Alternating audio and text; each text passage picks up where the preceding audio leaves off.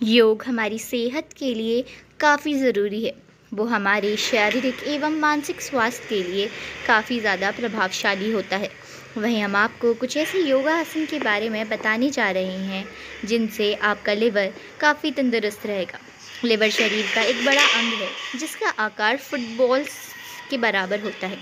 Liver शरीर में खाना पचाने से लेकर बॉडी से विपास पदार्थों को बाहर निकालने तक में मदद करता है। लिवर खराब होने से व्यक्ति को कैंसर, सिरोसिस, फैटी लिवर इत्यादि दिक्कतें होती हैं। वहीं हम आपको कुछ ऐसे योगासन के बारे में बताने जा रहे हैं जिनसे आपको ना फैटी लिवर की प्रॉब्लम होगी और जिनको है उनकी प्रॉब्लम दूर हो जाएगी। अभी जो मैंने आपको 3 आसन करके दिखाए हैं, जैसे कि जानुशीर्ष आसन, हलासन और अर्धमसेन आसन।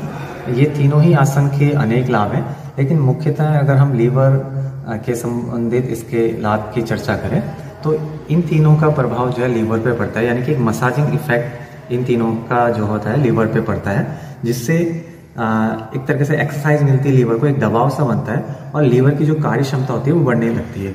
लीवर यानी कि जो कि बाइल को प्रोड्यूस करता है और बाइल जो कि प्रोटीन को पचाने में सहायक है। तो क्योंकि ये इन तीनों आसन से लीवर प्रभावित होता है, जिससे जो इसके रस है, बाइल है, वो उसकी जो समुचित मात्रा है वो जो है उसका स्राव होने लगता है, जिससे पाचन शक्ति दुरुस्त होने लगती है और स्वास्थ्य लाभ होता है। मसेन आसन करने के लिए सबसे पहले प्रारंभिक स्थिति में आते हैं, यानी कि आपके दोनों पैर सामने की तरफ रहेंगे, कमर एकदम सीधी रहेगी, हथेलियाँ आपके बगल पे रहेंगी। फिर आपको एक नी को बेंड करना है, घुटने को, और एक पैर को, एक फुट को जो है दूसरे पैर की थाई के नीचे ले जाना है। फिर दूसरे आपको नी को बेंड करना है और जो आपका दूसरा पैर है, फुट है, उसको आपको घुटने के बगल में रखना है। हथेलियाँ आपके हिप्स पे के बगल में रहेंगी। श्वास लेते हुए आपको अपोजिट हैंड को ऊपर उठाना है, यानी कि अगर आपकी लेफ्ट नी 90 डिग्री पे है तो राइट हैंड को आपको ऊपर ले जाना है और श्वास छोड़ते हुए स्पाइन को ट्विस्ट करते हुए आपको नी के बाहर से अपने शोल्डर को निकालना है और अपने लेफ्ट फुट को पकड़ना है। अभ्यास के लिए जो प्रारंभिक स्थिति है वो है कमर के बल लेटना, यानी कि आप कमर के बल लेट जाएंगे और दोनों हथेलियाँ जो हैं आपकी थाइस के बगल में रहेंगी। फिर श्वास लेते हुए आपको अपने पैरों को ऊपर आसमान की तरफ ले जाना है, छत की तरफ, और थोड़ा सा पुश करते हुए अपने पैरों को सर के पीछे ज़मीन की तरफ लगाने का प्रयास करना है। दोनों जो भुजाएं हैं वो आपकी समानांतर आप रख सकते हैं। अगर समानांतर रखने में आपको समस्या हो रही है, यानी कि ज़मीन में समानांतर रहेंगी, तो आप अपनी जो फिंगर्स हैं, उंगलियां हैं, उन्हें आप इंटरलॉक भी कर सकते हैं। जानुशीर्ष आसन के लिए जो प्रारंभिक स्थिति है वो बैठने की स्थिति होती है, यानी कि आपके दोनों पैर जो है सामने की तरफ रहेंगे, दोनों पैर मिले हुए, हथेलियाँ आपके हिप्स के बगल पर रहती हैं और कमर एकदम सीधी।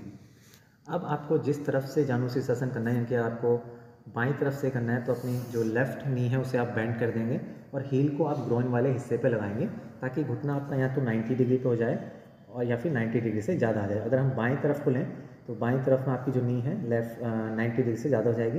राइट लेग आपका सीधे रहेगा। नाभि को हमें सामने रखने की कोशिश करनी है, कमर को सीधे रखने की कोशिश करनी है जितना आप सीधा रख सकें, और फिर श्वास लेते हुए दोनों हाथों को ऊपर ले जाना है। हालांकि इसकी अलग अलग वेरिएशंस हैं, तो अपनी सुविधा अनुसार आप इसकी वेरिएशंस अप्लाई कर सकते हैं। श्वास छोड़ते हुए हम आगे जाएंगे। अगर आप इंटरलॉक करते हुए उंगलियों को, पैर को पकड़ सकते हैं तो इस तरह से कर लेंगे और अपनी चिन को घुटने से आगे लगाने का प्रयास करना है। उत्तराखंड ऋषिकेश से ईशा बरोरिया, लोकल 18 के लिए।